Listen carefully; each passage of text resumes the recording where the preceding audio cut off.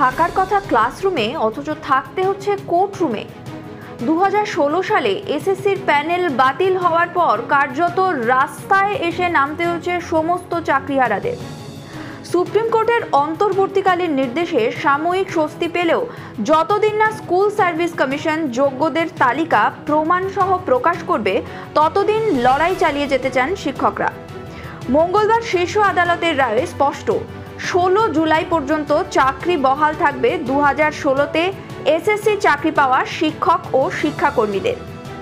SSC ইতিমধ্যেই 5250 জনের বেআইনি নিয়োগের কথা বলেছিল, আর এদিন সিবিআইকে উদ্ধৃত করে সুপ্রিম কোর্টকে বলেছে 2016 সালে বেআইনি নিয়োগ হচ্ছে 8861টি।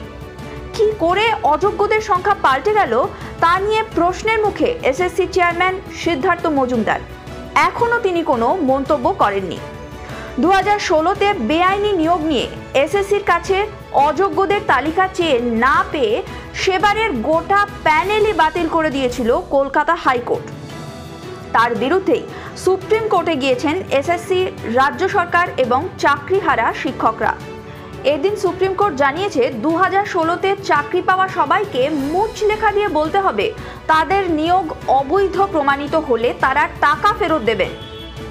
শিক্ষকদের দাবি, তারা ইতিমধ্যেই এই মুচলেখা দিয়ে জানিয়েছেন যে এর মধ্যে যদি কোনো রকম মিথ্যে থাকে তাহলে সুপ্রিম কোর্ট যা শাস্তি দেবে সেটাই তারা মাথা পেতে নেবেন।